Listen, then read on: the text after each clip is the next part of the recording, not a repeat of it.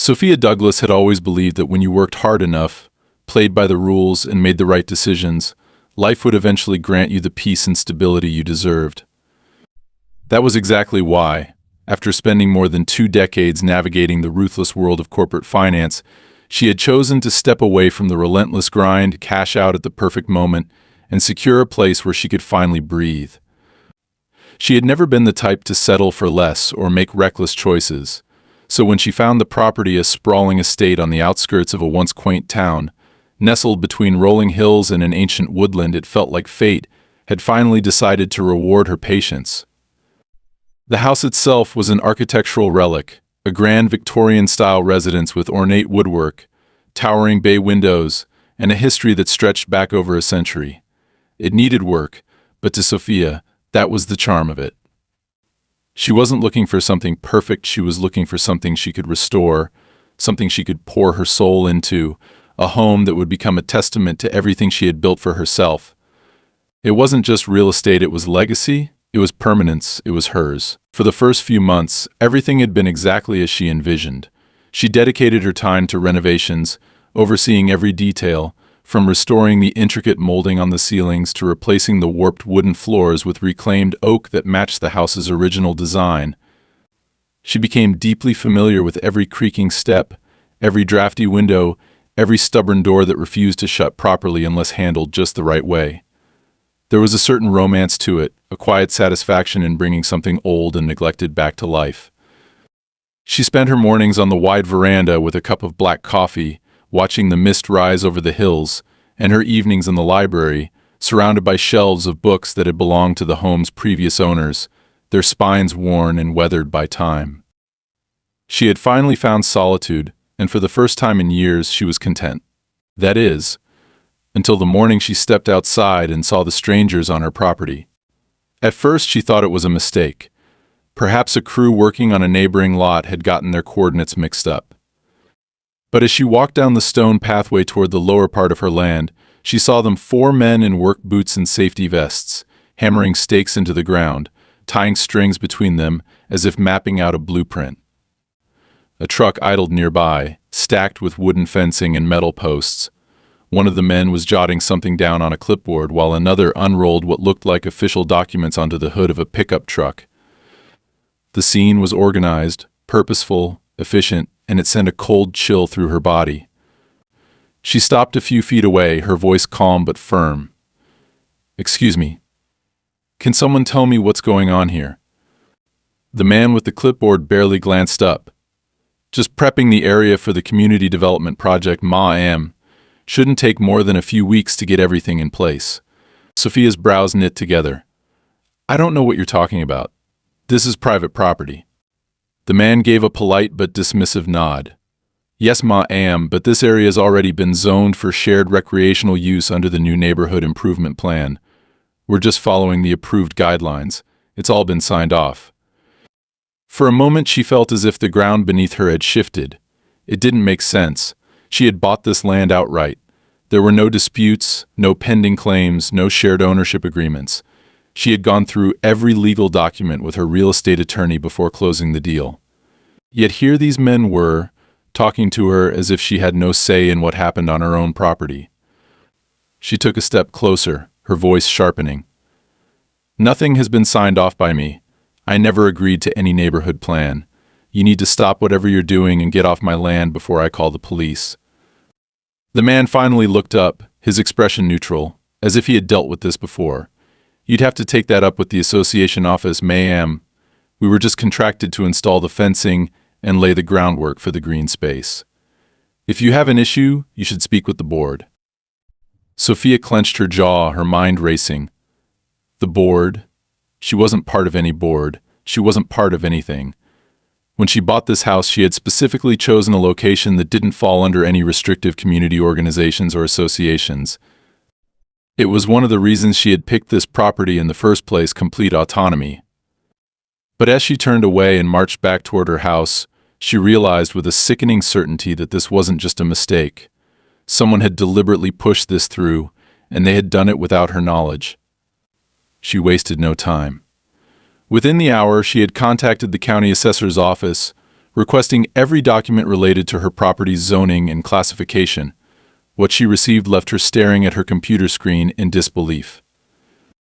Her land had been reclassified under a new jurisdiction, folded into a broader communal development project without her signature, without her approval, without even a notice. Her stomach churned with a mix of anger and unease. This wasn't some clerical oversight. This was intentional. And there was only one person in town who had the influence to make something like this happen. Karen Mercer. Sophia had met her once at a town meeting when she first moved in, a perfectly manicured woman with an air of practiced authority, the kind of person who spoke in pleasantries but made it clear that she was used to getting her way. Karen had smiled at her, welcoming her to the neighborhood, but there had been something in the way she had studied Sophia that had felt calculated, as if she were assessing a variable in an equation she had already solved. And now, looking at the documents before her, Sophia understood exactly what had happened. Karen had assumed that she wouldn't fight back, that she would be just another newcomer too overwhelmed or uninformed to challenge whatever under-the-table deals had been made, that she would simply accept it, fall in line, let her land be carved up and reassigned for the greater good. But Karen had underestimated her. Sophia had spent years navigating corporate predators who smiled while they twisted knives into people's backs. She had learned how to survive in a world where power belonged to those who refused to be pushed aside. And if Karen thought that she was just going to sit back and let this happen, she was about to find out just how wrong she was. Because Sophia wasn't just going to fight this, she was going to win. Sophia wasn't the type to panic, but as she scrolled through the zoning documents and saw her property's classification had been quietly altered, she felt something cold settle in the pit of her stomach.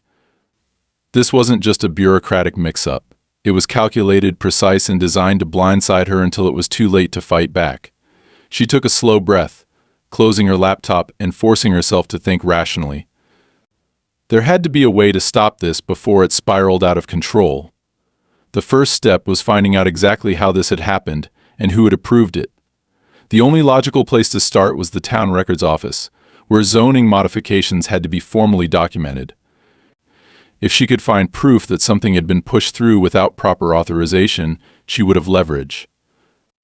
The office was housed in a drab municipal building on the far side of town, tucked between a DMV branch and a post office. The kind of place people only visited when they had no choice, with flickering fluorescent lights that made everything feel slightly off balance. When she arrived, a bored-looking clerk barely glanced at her before handing her a form and directing her to a row of public terminals. Sophia sat down, typed in her address, and watched as a list of recent modifications appeared on the screen. There it was, buried beneath layers of bureaucratic jargon, the official reclassification of her land. Effective 3 months ago. The signatures of the approving committee members were listed at the bottom, and right there in sharp, bold ink was Karen Mercer's name. Sophia clenched her jaw. 3 months. That meant this had been in motion almost as soon as she moved in. They had waited until she was settled, until she had poured money into renovations, until she was too invested to walk away. And then they had pulled the rug out from under her. She pulled out her phone and took several photos of the screen before printing the full document. If Karen thought she wouldn't catch this in time, she was about to be very disappointed. By the time she reached her car, her mind was already racing through the next steps. She needed to know if this had been legally processed or if someone had fast-tracked it through loopholes. The best way to find out was through a real estate attorney, someone who knew property law inside and out. She had worked with a firm when she purchased the house, and within minutes she was dialing the number and scheduling an emergency consultation. 2 hours later, she was sitting across from Daniel Kessler, a sharp-eyed lawyer with the demeanor of a man who had seen every trick in the book and was never surprised by any of them. He flipped through the documents she had printed, occasionally tapping his fingers against the desk as he read. Finally, he set them down and let out a slow breath. "This is bad," he said simply, and Sophia's stomach tightened. "How bad?" she asked. Already knowing she wouldn't like the answer, Daniel leaned back in his chair. Technically, the zoning change was filed correctly. The signatures are real, and the committee does have the authority to approve modifications like this under certain conditions. The problem is that those conditions are vague. There's a clause about enhancing communal value, which is what they're using to justify this. That's how they got it through. Sophia frowned. But it's my property. How can they just reclassify it without my consent? They can't, he said. Not legally, but they're banking on you not challenging it in time. These things take months to undo, and by then the project will already be underway. Once construction starts, it becomes a matter of public interest, and stopping it gets a lot harder. Sophia's hands tightened into fists. So what do I do? Daniel studied her for a moment, as if weighing how far she was willing to go. You need to hit them before they gain momentum.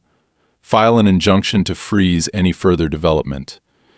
If we can prove that the change was made under false pretenses, we can argue that it was an abuse of authority. But that's going to take time, and in the meantime, they're going to push as hard as they can to make it impossible for you to fight. Sophia exhaled sharply. She had expected resistance, but not like this. Then I need to be ready. Daniel nodded. I'll draft the paperwork, but you should prepare yourself, this is going to get ugly. She left the office feeling the weight of what was coming. Karen wasn't going to back down easily, not after putting this much effort into securing the land. If Sophia was going to win, she had to be relentless. By the time she pulled into her driveway, the sun was beginning to set, casting long shadows across the hills. She parked and stepped out, her heels crunching against the gravel. But as she reached her front steps, she froze. The air felt wrong. Something had changed. She turned slowly, scanning the yard. Then she saw it. The fence, or rather what was left of it. Her property line had always been clearly marked by an old wooden fence, weathered but sturdy, running along the edge of the land. But now large sections of it had been torn down, the broken planks scattered across the grass as if a storm had ripped through. But there had been no storm. This wasn't nature.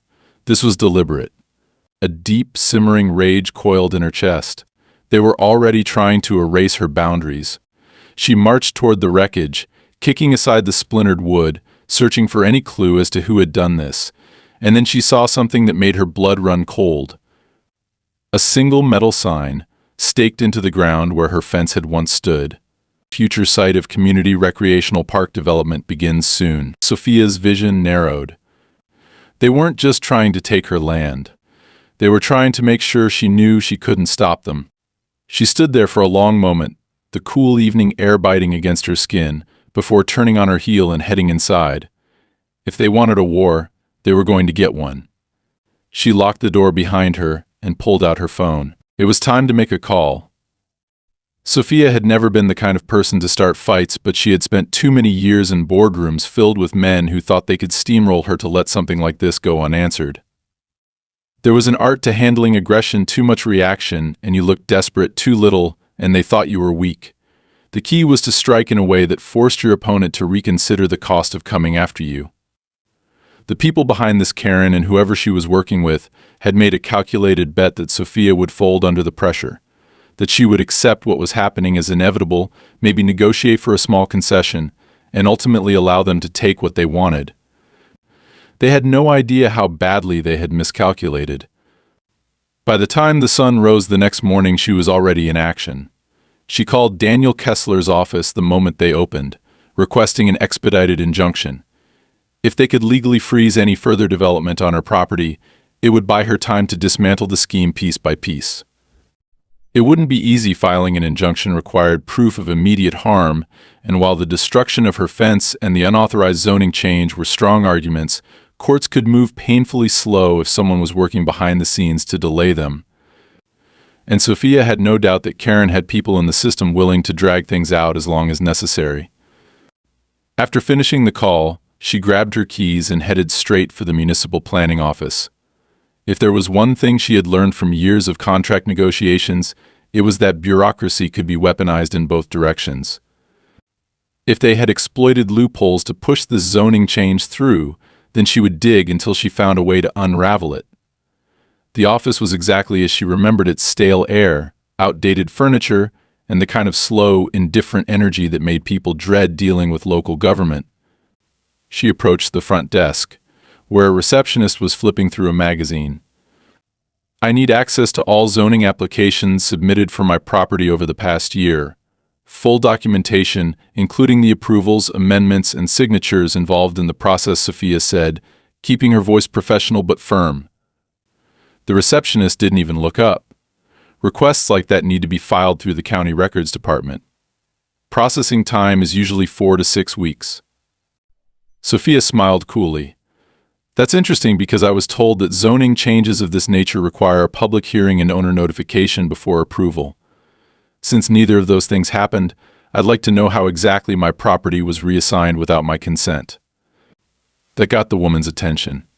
She glanced up, blinking, as if trying to decide how much trouble this would be. After a long pause, she sighed and pushed a form across the desk. Fill this out. I can have someone pull the records by tomorrow. Sophia took the paper but didn't move. I need them today. That's not how it works. Sophia reached into her bag and pulled out a neatly folded legal document. This is a preliminary injunction filed against the development project that was unlawfully approved on my property. If I don't have access to the documentation today, this office will be included in the motion for discovery. And you'll be required to provide all internal communications regarding this case in court. Which means, she continued, lowering her voice just enough to make the woman lean in, if anything improper happened in the approval process, it will be examined in detail under penalty of perjury. There was a long silence before the receptionist slowly reached for her phone. I'll see what I can do. An hour later, Sophia sat in a back office, flipping through a thick stack of files. Some of it was what she expected: routine approvals, standard zoning procedures, but as she sifted through the paperwork, something caught her attention. A notarized document listed a proxy signature on her behalf, supposedly authorizing the zoning change. It was dated 2 months ago and stamped with an official seal. But the signature wasn't hers. Her pulse spiked. This was fraud. Whoever had done this had been confident enough to forge her authorization, likely assuming she would never go digging deep enough to find it. That was their mistake. She pulled out her phone and snapped several photos before carefully refiling the documents. She had seen enough. By the time she walked out of the building, her mind was already working through her next move.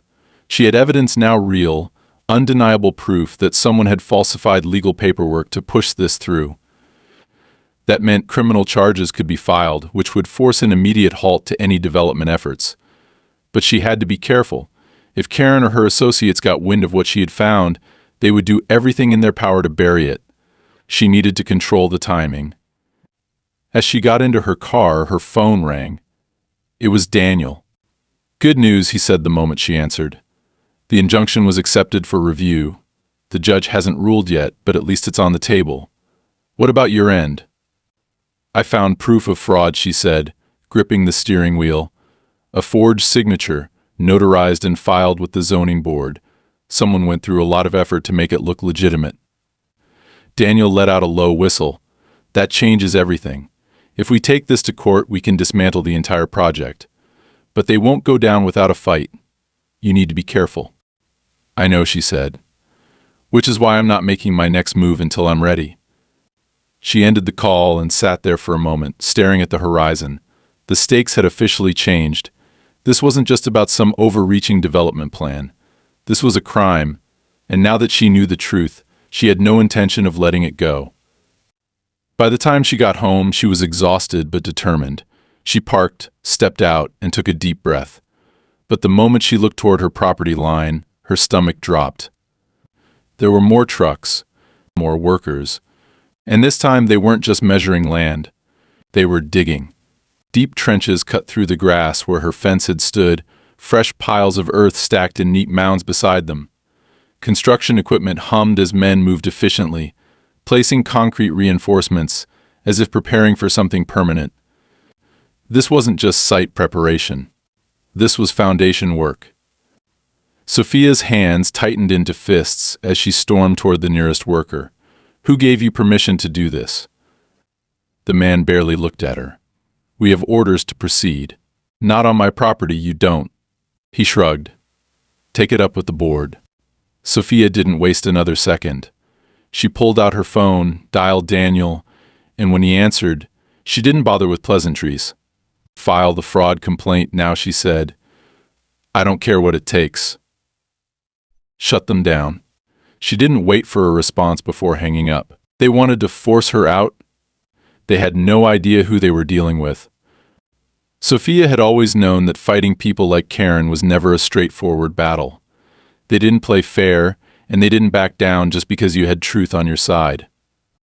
If anything, exposing their wrongdoing only made them more aggressive, more desperate to cover their tracks and eliminate the threat you posed.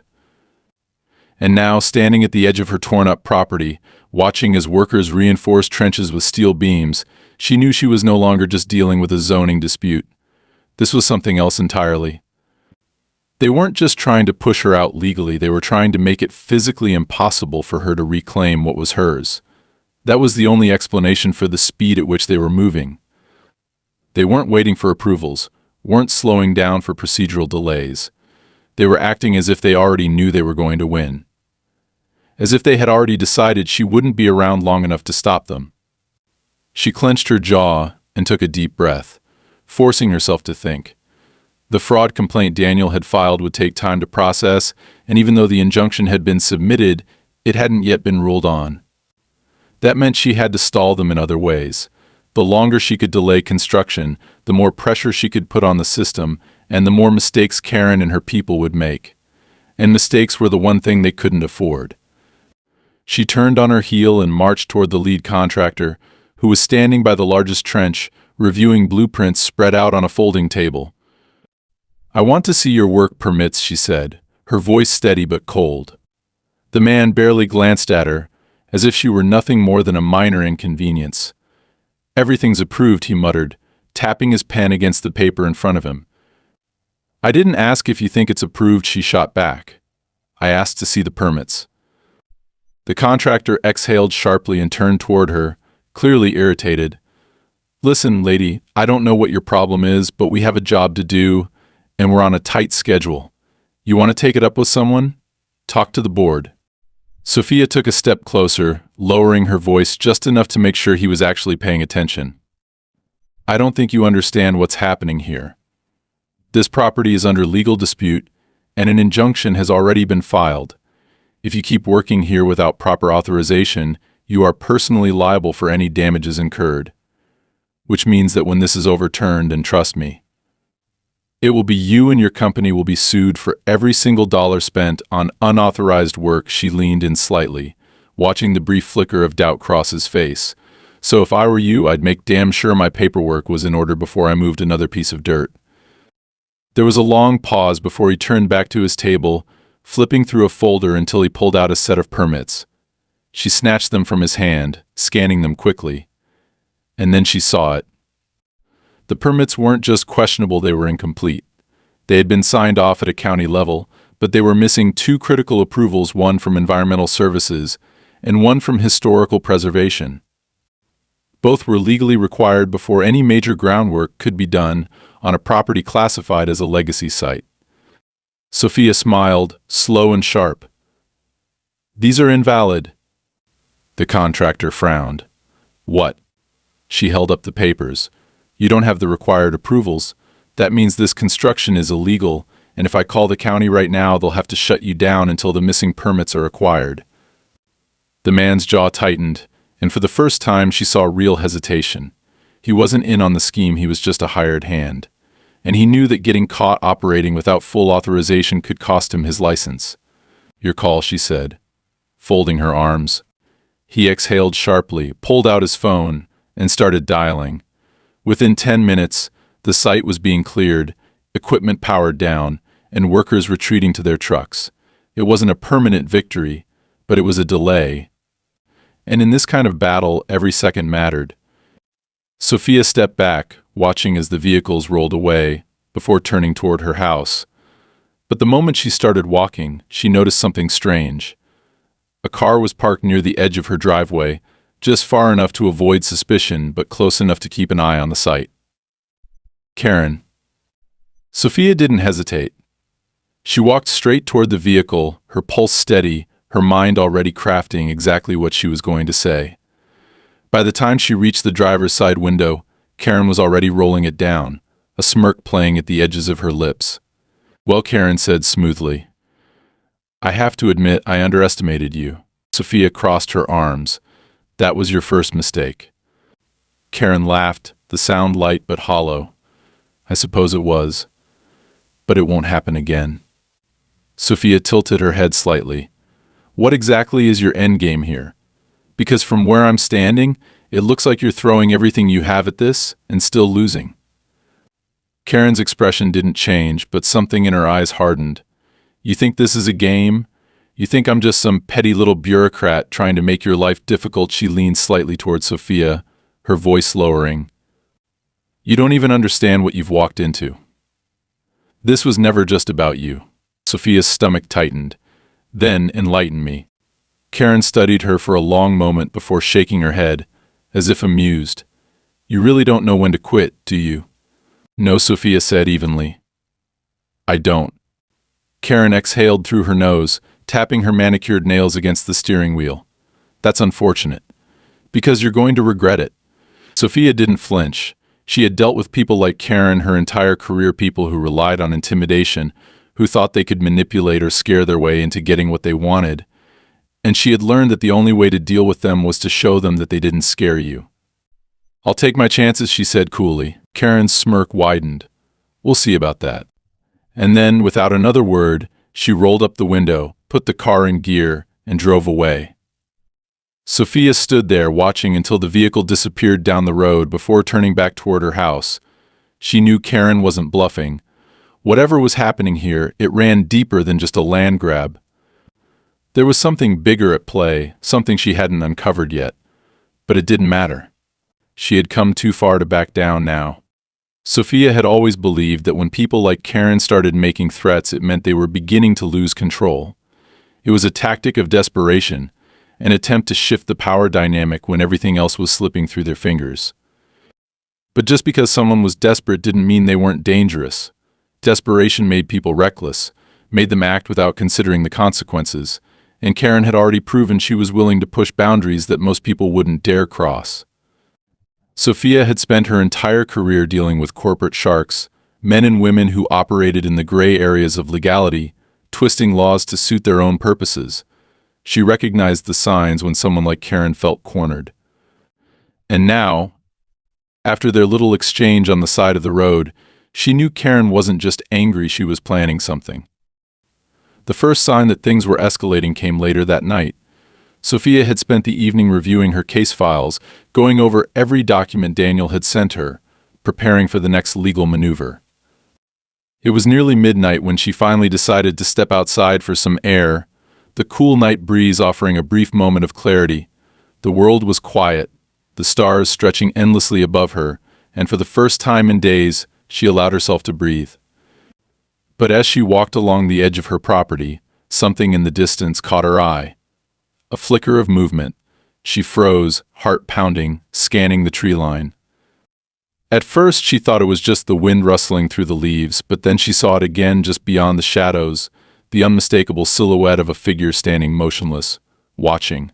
Every instinct in her body screamed at her to retreat, to go inside, to lock the doors and call the police. But she forced herself to stay calm, to think rationally. This wasn't a random trespasser. This was deliberate. Someone wanted her to know they were there. She took a slow step forward, keeping her voice steady. "Who's out there?" No response. The figure didn't move. Then, just as she reached for her phone, they turned and disappeared into the darkness. Gone, as if they had never been there at all. Sophia stayed outside for another 10 minutes, forcing herself to scan the perimeter, searching for any signs of forced entry, any evidence of tampering. Nothing. But that didn't make her feel any safer. Whoever it was, they hadn't come to break in. They had come to send a message.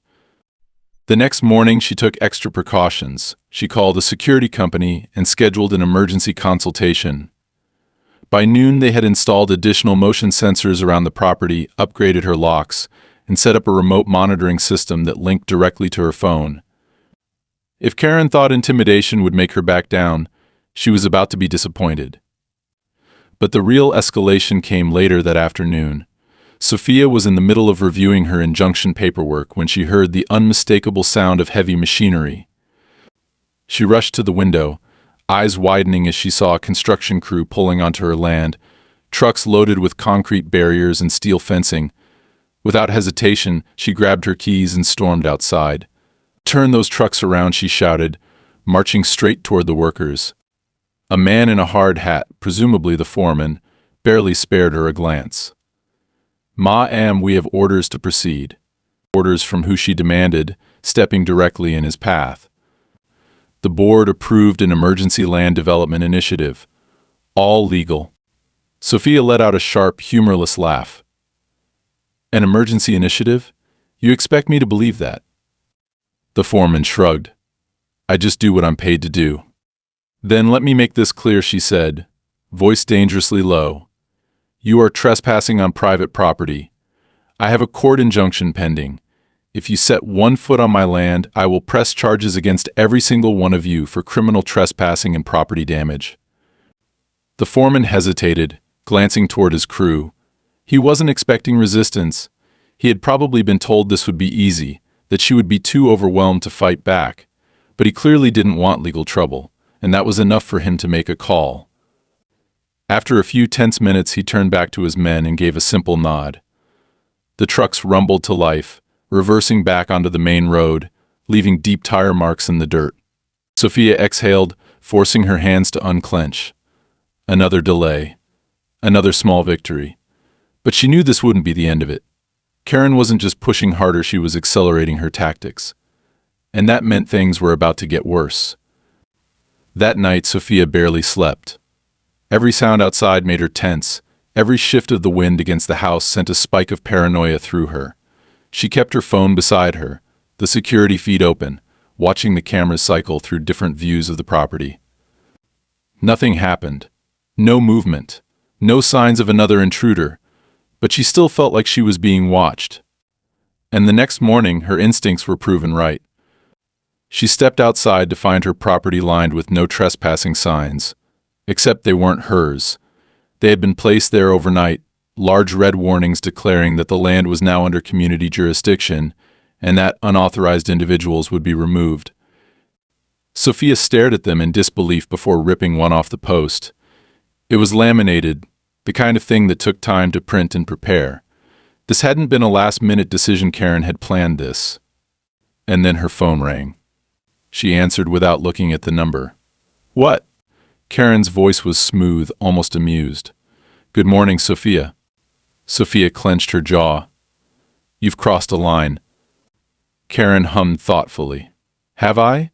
Because from where I'm sitting, it looks like you're the one trespassing." Sophia took a deep breath, steadying herself. "This isn't going to work. I have legal proof that my land was fraudulently rezoned. The courts will side with me." Karen sighed dramatically. "Oh, I don't doubt that. Eventually. But court cases take time. And in the meantime, well, I imagine it's going to get very frustrating for you." Sophia's grip tightened around the phone. "You're making a mistake." Karen chuckled. "That's funny. I was just about to say the same thing to you." The line went dead. Sophia stood there, heart pounding, fingers gripping the useless no trespassing sign in her hand. Karen wasn't just playing dirty anymore. She was going all in. And if that was how she wanted to do this, then fine. Sophia wasn't afraid of getting her hands dirty too.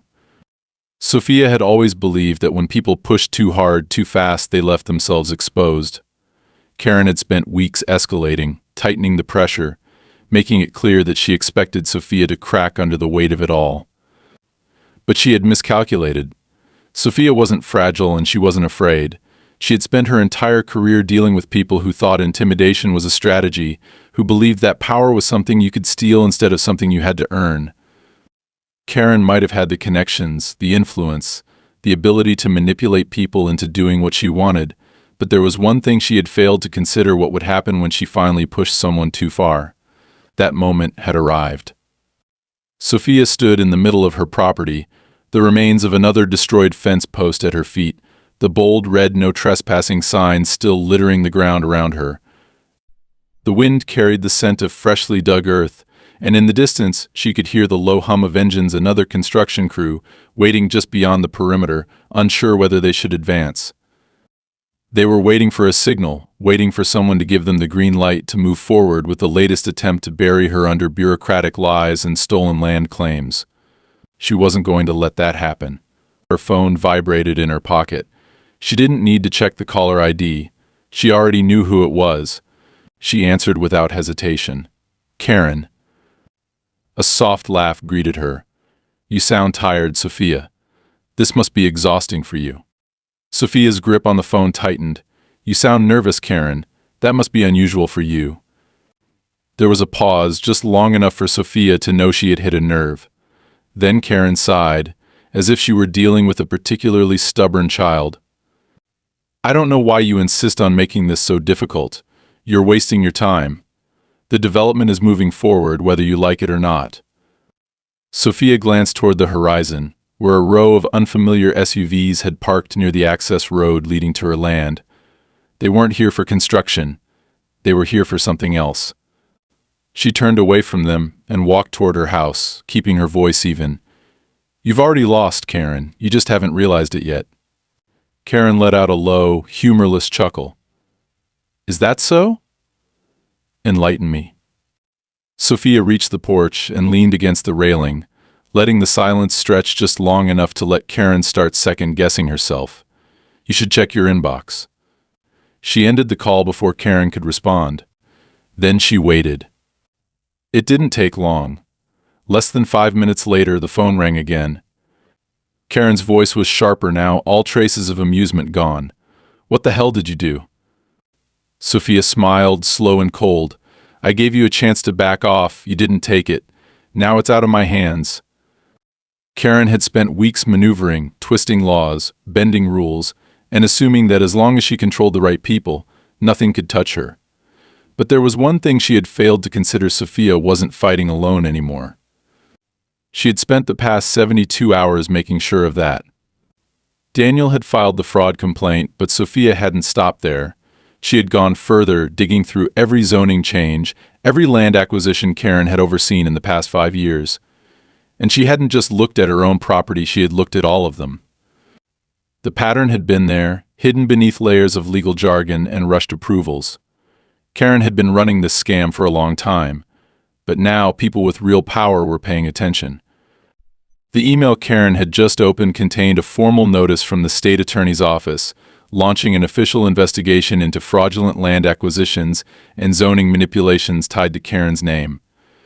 Her carefully built empire was starting to crumble. I don't know who you think you are, Karen hissed, her voice low and furious. Sophia leaned against the porch railing, watching as the SUVs in the distance started pulling away, as the waiting construction crew began shutting off their machines. The game had changed, and they knew it. I'm the person who just ended this for you, Sophia said calmly. Karen's breathing was sharp on the other end of the line. This isn't over. Sophia smiled. Yes, Karen, it is. She hung up. For the first time in weeks, the air felt lighter. The fight wasn't entirely over. There would still be legal proceedings, paperwork, official hearings, but the war was won. Karen had bet everything on Sophia breaking. Instead, she had broken herself. Sophia turned and stepped inside her house, locking the door behind her. She had won. And now, finally, she could breathe. Sophia had always known that victories like this weren't won in a single moment. There was no dramatic final scene where the villain was dragged away in handcuffs. No single triumphant act that erased the weeks of stress, fear, and exhaustion. Reality didn't work like that. Real victories were slow, layered, and often unsatisfying in their conclusion. And yet, as she stood on her porch that morning, watching the last of the construction equipment being hauled off her land, she felt something she hadn't allowed herself to feel in weeks. Relief. The legal battle wasn't entirely over, but it no longer felt like a war she had to fight alone. The fraud investigation into Karen's dealings had gained momentum far quicker than Sophia had anticipated. Once the Attorney General's office had started digging, the cracks in Karen's carefully curated world had widened at an alarming rate. More landowners had come forward with their own stories, properties mysteriously rezoned, Development deals pushed through with forged signatures, financial records that didn't add up. The walls were closing in, and Karen knew it. Sophia had expected her to fight back, to launch one last desperate attempt to salvage her empire. But the reality was far more pathetic. Karen didn't go down in a blaze of defiance. She didn't even try to confront Sophia again. Instead, she vanished from public view, retreating into whatever connections she had left in an attempt to delay the inevitable. There were rumors that she had hired high-powered attorneys, that she was making calls to anyone who owed her favors, but it was too late. The investigation had reached a point where even the people who had once benefited from her corruption were turning their backs on her. She was radioactive now, a liability no one wanted to be associated with.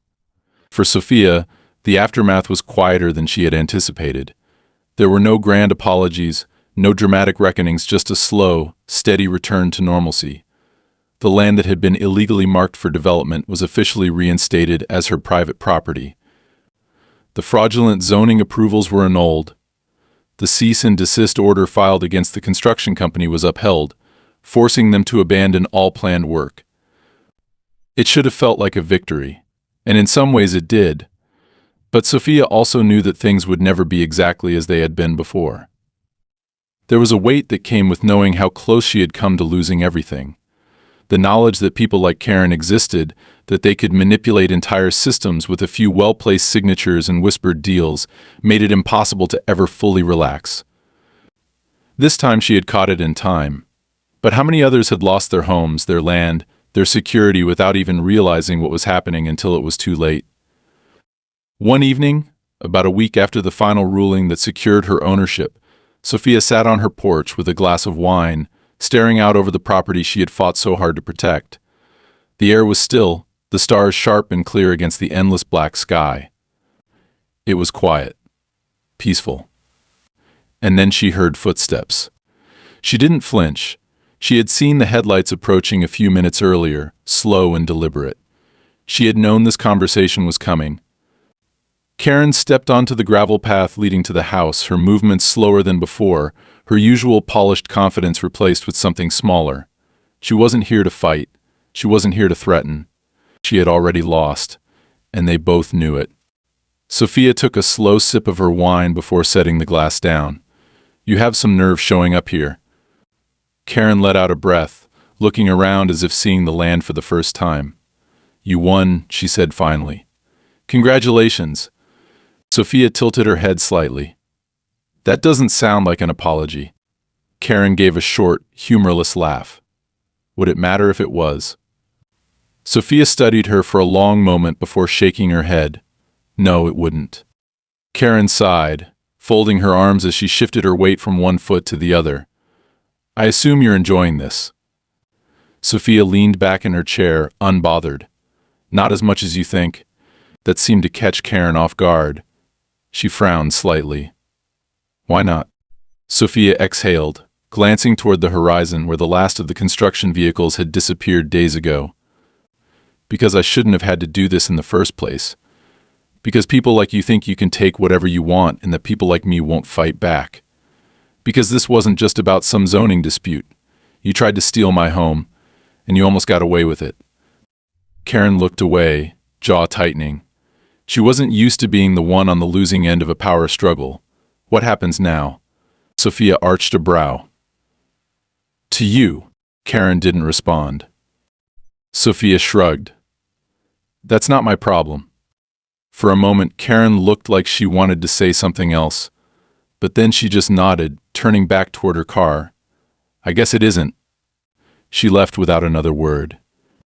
Sophia sat there for a long time after she was gone, staring out at the land, at the trees swaying gently in the night breeze.